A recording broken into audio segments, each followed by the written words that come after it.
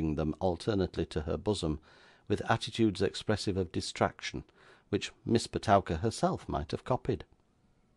At length the anxious mother permitted herself to be soothed into a more tranquil state, and the little Kenwigses, being also composed, were distributed among the company, to prevent the possibility of Mrs. Kenwigs being again overcome by the blaze of their combined beauty.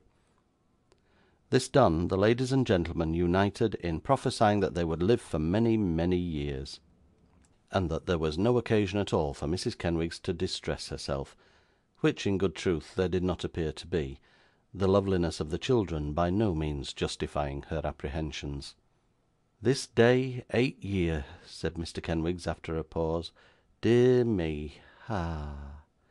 This reflection was echoed by all present, who said 'Ah!' first, and 'Dear me!' afterwards. 'I was younger then,' tittered Mrs. Kenwigs. 'No,' said the collector. 'Certainly not,' added everybody. 'I remember my niece,' said Mr. Lillyvick, surveying his audience with a grave air. 'I remember her on that very afternoon when she first acknowledged to her mother a partiality for Kenwigs. "Mother," she says, "I love him." "Adore him, I said, uncle," interposed Mrs. Kenwigs. "Love him, I think, my dear," said the collector, firmly. "Perhaps you're right, uncle," replied Mrs. Kenwigs, submissively. "I thought it was adore." "Love, my dear," retorted Mr. Lillyvick. "Mother," she says, "I love him." "What do I hear?" cries her mother, and instantly falls into strong conwulsions. A general exclamation of astonishment burst from the company. "Into strong conwulsions," repeated Mr. Lillyvick, regarding them with a rigid look.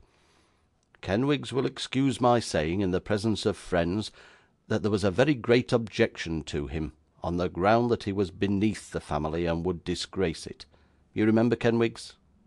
"Certainly," replied that gentleman, in no way displeased at the reminiscence, inasmuch as it proved beyond all doubt what a high family Mrs. Kenwigs came of. "I shared in that feeling," said Mr. Lillyvick. "Perhaps it was natural, perhaps it wasn't." A general murmur seemed to say that, in one of Mr. Lillyvick's station, the objection was not only natural, but highly praiseworthy.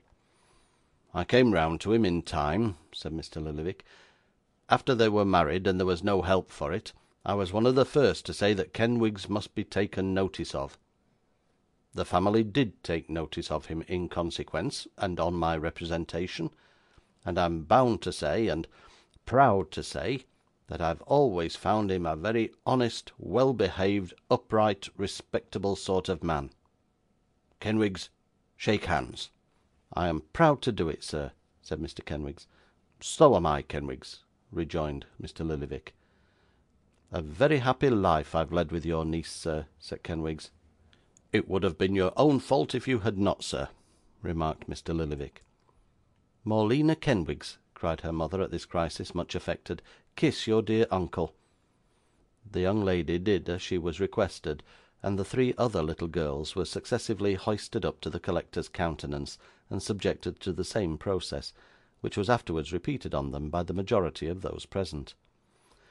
"Oh dear, Mrs. Kenwigs," said Miss Petowker, "while Mr. Noggs is making that punch to drink happy returns in, do let Morleena go through that figure dance before Mr. Lillyvick."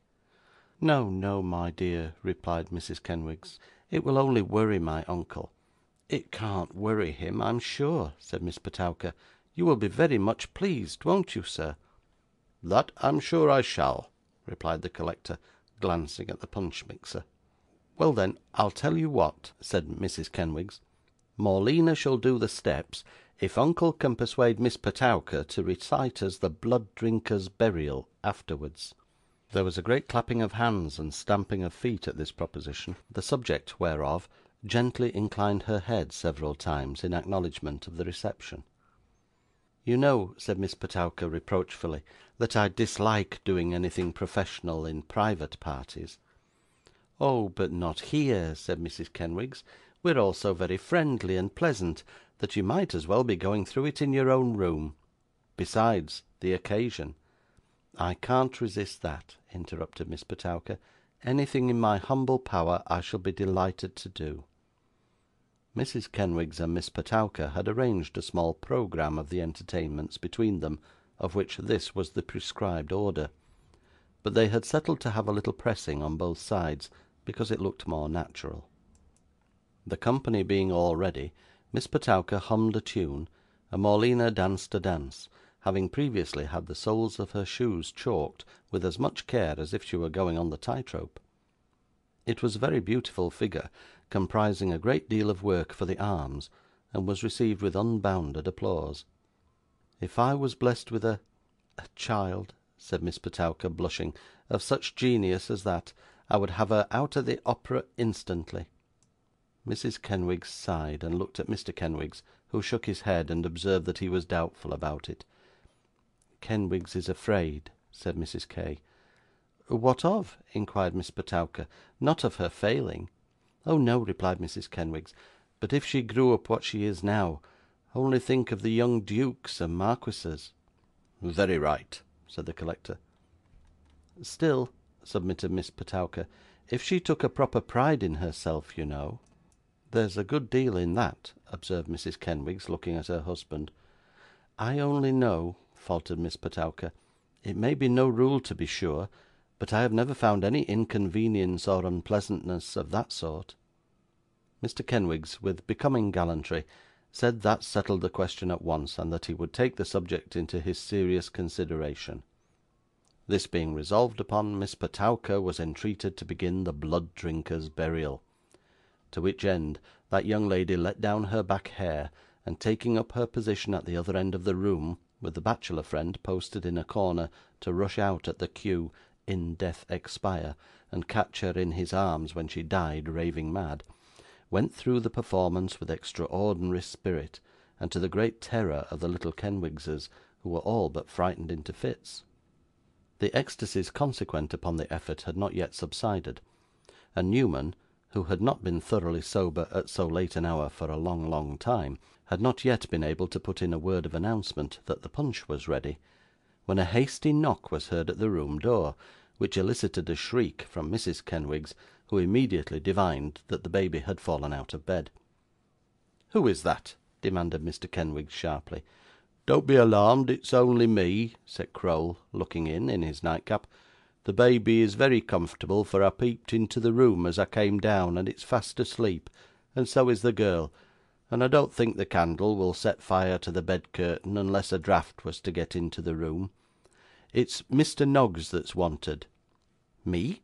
cried Newman, much astonished. 'Why, it IS a queer hour, isn't it?' replied Crowl, who was not best pleased at the prospect of losing his fire. 'And they are queer looking people too, all covered with rain and mud. Shall I tell them to go away?' 'No,' said Newman, rising. 'People? How many?' 'Two,' rejoined Crowl. 'Want me? By name?' asked Newman. 'By name,' replied Crowl. 'Mr. Newman Noggs, as pat as need be.' Newman reflected for a few seconds, and then hurried away, muttering that he would be back directly. He was as good as his word, for, in an exceedingly short time, he burst into the room, and seizing, without a word of apology or explanation, a lighted candle and tumbler of hot punch from the table, darted away like a madman. 'What the deuce is the matter with him?' exclaimed Crowl, throwing the door open. 'Hark! Is there any noise above?' The guests rose in great confusion, and looking in each other's faces with much perplexity and some fear, stretched their necks forward and listened attentively. Chapter 14